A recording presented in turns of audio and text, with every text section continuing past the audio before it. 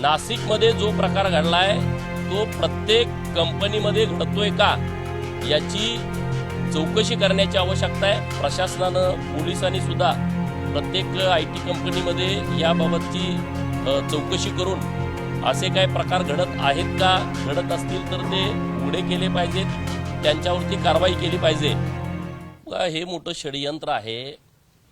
आतापर्यंत लँड जिहाद, लव जिहाद, मालेगाव सारखा होड जिहाद ह्या सगळ्या गोष्टी लोकांच्या कानावरती आल्या होत्या, निदर्शनास आल्या होत्या, परंतु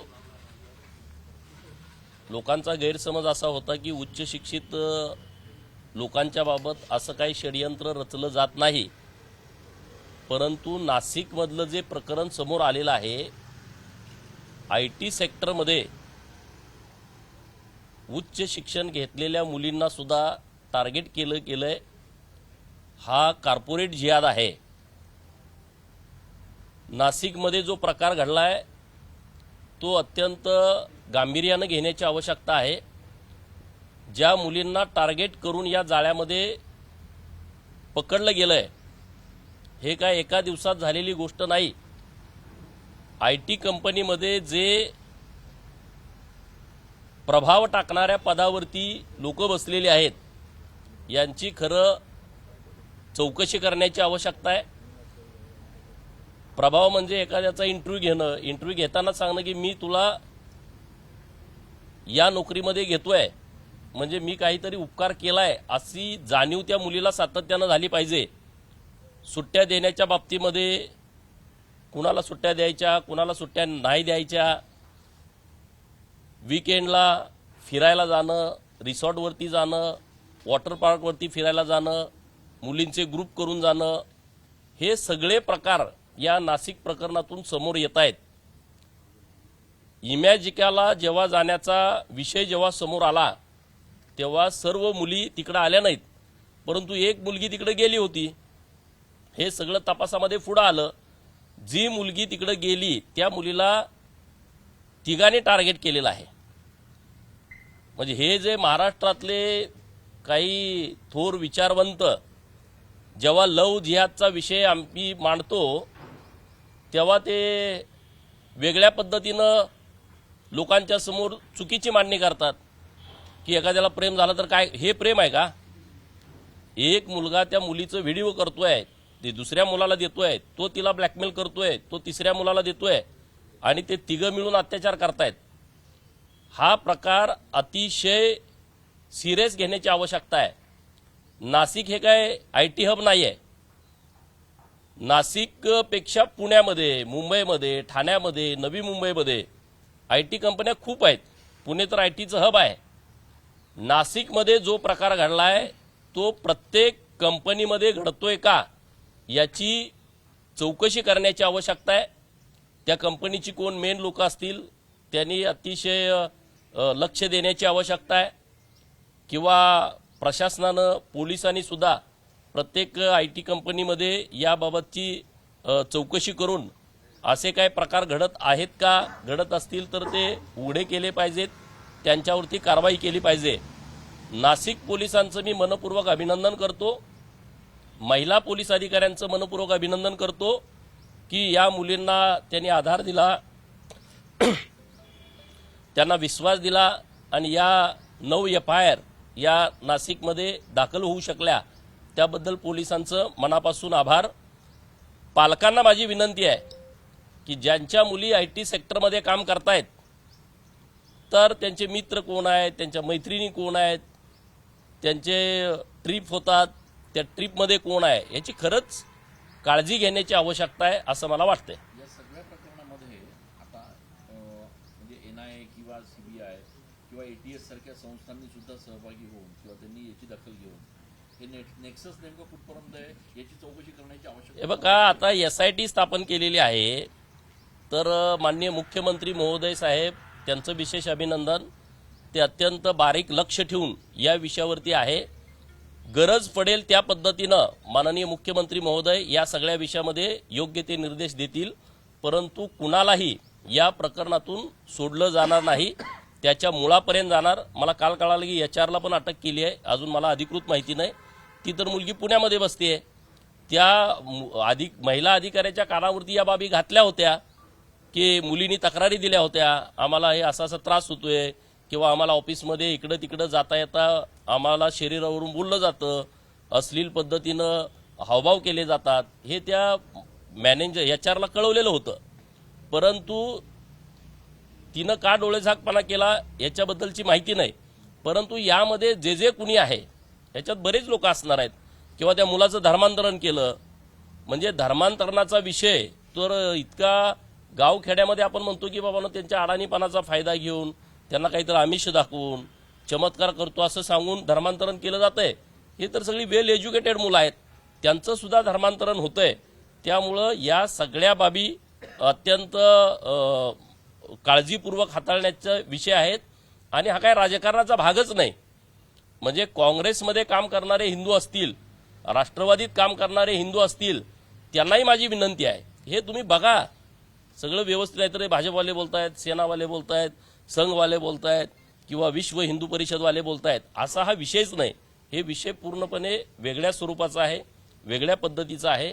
आणि त्या सगळ्या गोष्टीकडं सगळ्यांनी लक्ष द्यावं अशी विनंती आहे. राज्यभरात जेवढ्या IT सेक्टर आहेत, कंपन्या आहेत, त्यांची सुद्धा सखोल चौकशी व्हावी अशी नाही, सगळ्यांची चौकशी करायची आवश्यकता आहे ना. माहिती तर सगळी डिटेल पाहिजे आपल्याकडं, प्रशासनाकडं कोण अधिकारी आहेत आणि हे कोण करू शकतं. ज्यांच्याकडं पॉवर आहेत, ज्यांच्याकडे अधिकार आहेत, त्या पोस्टवरचाच माणूस अशा पद्धतीचं काम करू शकतो. मग त्या पोस्टवरती जे अशा जिहादी प्रवृत्तीची लोक आहेत त्यांची डिग्री ओरिजिनल आहे का, ते बाहेरच्या राज्यातून आम्ही जाऊन आलोय, कुठं परदेशातून जाऊन, कुणीतरी तपासण्याची आवश्यकता आहे. हे सगळं नीटपणे त्यांच्या डिग्र्या नेमक्या कुठल्या आहेत, त्या ओरिजिनल आहेत का, कुणी बघतं यामध्ये. तर हे सगळंच सगळ्या IT कंपन्यामध्ये याची चौकशी होण्याची आवश्यकता आहे, अशी मागणी आपल्या माध्यमातून मी करतो. या जी रेप केस आहे त्यामध्ये त्या आरोपीने त्याचं स्वतःचं लग्न झालंय ते देखील लपवलं होतं, त्याला आधीचे 2 मुलं देखील. बऱ्याच प्रकरणामध्ये असंच होतंय ना. आता परवा एक प्रकरण सोलापूर जिल्ह्यामध्ये घडलं, नातेपुतेला त्यानं दक्ष नाव त्या मुलीला सांगितलं, दक्ष. आता ती मुलगी त्याच्या संपर्कात आली, लग्नापर्यंतची बोलणी झाली. परत तिने त्याचं पूर्ण ॲड्रेस वगैरे घेतला, तिचे चुलते गेले त्या गावामध्ये, अहिल्यानगर जिल्ह्यामधलं गावाचं नाव सांगितलं. म्हणजे असा माणूसच आमच्या गावात कुणी नाही. आणि मग त्याच्या खोलात गेल्याच्या नंतर कळालं हा दक्ष नाही, हा शेख आहे. त्याचं लग्न अगोदर झालंय, त्याला मुलं पण आहे. आता ह्या पण प्रकरणात तसंच झालं ना. एका अनोळखी महिलेचा फोन आला, ते म्हणजे कोण बोलतायत, तर मला वाटतंय काय त्याचं नाव, आता नाव मला आठवत नाही, त्याच्यामध्ये आहे नाव त्याचं, की त्याची बायको बोलते म्हणून. हे सगळ्या FIR कॉप्या पण आहेत माझ्याकडं. तर दानिश शेख, मी दानिश शेखची बायको बोलते. आता मुलीनं काय करायचं सांगा ना. म्हणजे हे सगळं ठरवून चाललंय. अशीच परिस्थिती राहिली तर 2090 पर्यंत हिंदू अल्पसंख्याक या देशामध्ये होईल अशी परिस्थिती आहे. म्हणजे मी उगाच तुम्हाला काहीतरी स्टेटमेंट द्यायचं म्हणून बोलतोय अशातला भाग नाही. काश्मीरमध्ये 100 वर्षापूर्वी परिस्थिती अशी होती, तिथं मुस्लिम नव्हते. आता तिथली परिस्थिती बघा, आता तिथं हिंदू नाहीत, पंडित सगळे तिथून त्यांनी हकलून दिलेले आहेत. पूर्व भारतातल्या राज्यांची परिस्थिती तुम्ही बघा, मोठ्या प्रमाणात धर्मांतरण झालेलं आहे. मणिपूरचा तुम्ही संघर्ष सगळा बघितला, हा धर्मांतरणाचाच एक भाग होता. त्यांच्यामध्ये फूट पाडणं. दक्षिण भारतातलं केरळ बघा, तामिळनाडू बघा, पश्चिम बंगाल बघा, काय परिस्थिती आहे तुम्ही बघा. घुसखोरांची संख्या करोडोमध्ये आहे. ते सगळे बांगलादेशी आहेत, ते रोहिंग्या आहेत. महाराष्ट्रामध्ये जिथं आदिवासी बहुल एरिया आहे तिथं सुद्धा आदिवासी भावांच्या डोक्यामध्ये काहीतरी हिंदूंच्या विषयी वेगळा विचार यावा असा जाणीवपूर्वक प्रयत्न केला जातोय. आणि हे सगळे विषय हे राजकारणाच्या पलीकडचे विषय आहेत. आत्ता लोकसंख्येचा हिशोब केला, जगाची लोकसंख्या 800 कोटी आहे, त्यामध्ये ख्रिश्चन 220 कोटी आहेत, 190 कोटी मुस्लिम आहेत, 54 राष्ट्र. आणि त्याच्यापेक्षा विशेष म्हणजे इंडोनेशिया जगात नंबर 1 मुस्लिमांच्या लोकसंख्येत आहे, 23 कोटी. आणि पाकिस्तान 2 नंबरला. आता भारताची जनगणना 2011 नंतर झाली नाही. आता कुणाला विशेष वाटायचं कारण नाही. 2027ची जनगणना समोर आल्याच्या नंतर जगामध्ये नंबर 1 मुस्लिम हे भारतात असतील अशी परिस्थिती आता निर्माण झालेली आहे. सरसकट मुसलमानांच्या बद्दल आमचं दुमत नाही, परंतु भारत माता की जय म्हणायला ज्याला अडचण वाटते, वंदे मातरम ज्याला म्हणू वाटत नाही, पाकिस्तान जिंकल्यानंतर ज्याला फटाकड्या उडवू वाटतात, भारत जिंकल्यानंतर ज्याच्यावरती सुतक येत आहे, अशा लोकांच्या विषयी आपल्याला विचारच करण्याची आवश्यकता आहे. आणि त्यामुळं या देशातल्या सर्वसामान्य हिंदू बांधवांनी अत्यंत काळजी घेण्याची आवश्यकता आहे. नाही, पण या सगळ्या प्रकरणात असा एक प्रश्न निर्माण होतो की राज्यात देशात हिंदुत्ववादी विचारांचं सरकार असताना या घटना घडत आहेत, म्हणजे मग काय अर्थ लावायचा? नाही, अर्थ असा आहे, हिंदुत्ववादी सरकार आहे म्हणून तरच IT सेक्टरमधला हा प्रकार समोर आला ना. हे काय कुणी तक्रार येऊन दिलेली नव्हती. सरकार काळजी करतंय म्हणूनच हे सगळे विषय पुढे येत आहेत. सरकार काळजी करतंय म्हणून तरच महाराष्ट्रामध्ये धर्म स्वातंत्र्याचा कायदा आला, जो कडक कायदा आहे, ज्याची अंमलबजावणी पुढच्या काही काळामध्ये होईल. देशामध्ये हिंदुत्ववादी सरकार आहे म्हणूनच या सगळ्या बाबी घडतायत, परंतु लोकांच्या मध्ये सुद्धा याबाबतची जागृती असणं आवश्यक आहे. नाहीतर सर्व धर्म समभावच्या नावाखाली गावखेड्यामध्ये सुद्धा लोक आता धर्मांतरण करायला लागलेले आहेत. ही बाब गंभीर आहे. विजय वडेट्टीवार असं म्हणतायत की नाशिकमध्ये जो बंधुबाबा खरात आहे, अशोक खरात, त्याच्या जागी जर एखादा मुसलमान असता तर सगळ्या मुसलमानांची वरात काढली असती. नाही, असं काहीच नाही. बोंधूबाबाची वरात काढलीच ना. बरं, हे काय कुठल्या काँग्रेसवाल्यांनी प्रकरण बाहेर आणलं नव्हतं. 1 महिना अधिवेशन सुरू होतं आणि त्या अधिवेशनामध्ये कुठला काँग्रेसवाला सभागृहात बोलला नाही की असा अशोक खरातासारखा बोंधूबाबा आहे. आमच्या सरकारनं लक्ष घातलं या विषयामध्ये. माननीय मुख्यमंत्री महोदयांच्याकडे ही बाब जेव्हा आली, नाशिक पोलिसांना सूचना देऊन अत्यंत गुप्तपणे अशोक खरातला अटक केलेली आहे आणि त्यामध्ये सरकारचाच हात आहे अशोक खरातला अटक करण्यामध्ये. बोंधुगिरीला आमचं सरकार कधीही पाठीशी घालत नाही, कारण छत्रपती शिवाजी महाराजांचं हे राज्य आहे, संत ज्ञानेश्वरांचं, संत तुकारामांचं हे राज्य आहे. या महाराष्ट्रामध्ये ज्योतिबा, बिरोबा, खंडोबा, मसोबा हे आमचे लोकदैवत आहेत. इथं बोंधुगिरीला अजिबात स्थान नाही. म्हणून अशोक खरातांच्या वरती एवढ्या केसेस झाल्या, ज्या महिलावरती अत्याचार झालाय, पोलिसांनी खूप चांगल्या पद्धतीनं काम करून सर्वांच्या केसेस घ्यायचं काम सुरू आहे. त्यामुळं काँग्रेस काय बोलतंय या गोष्टीला याबाबत अजिबात महत्व नाही.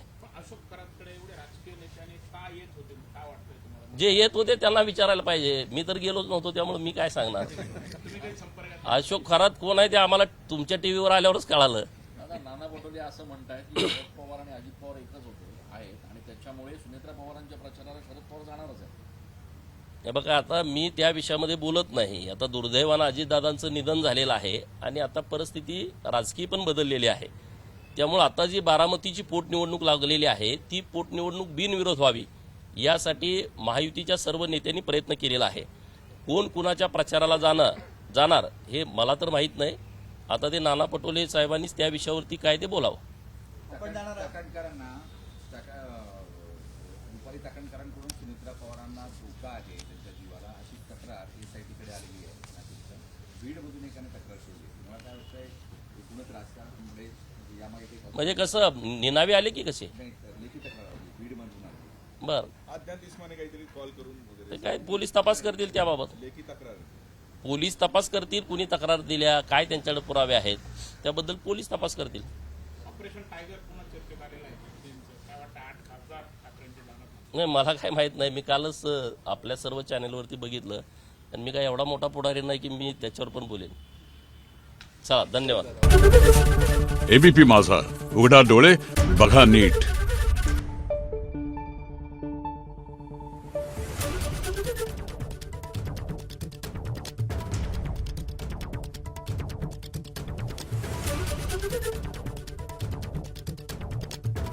Thank you.